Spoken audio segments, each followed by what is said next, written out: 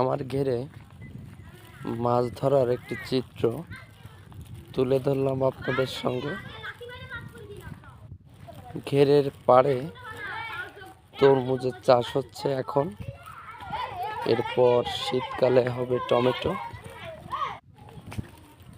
আর ঘেরে হচ্ছে মাছ, মিশ্র চাষ, চিংড়ি মাছ, তারপর আরো অনেক ধরনের মাছ।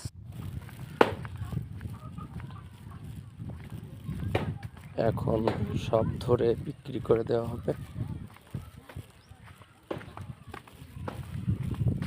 তাহলে আপনারা সম্পূর্ণ ভিডিওটি দেখুন, আশা করি ভালো লাগবে সবাই।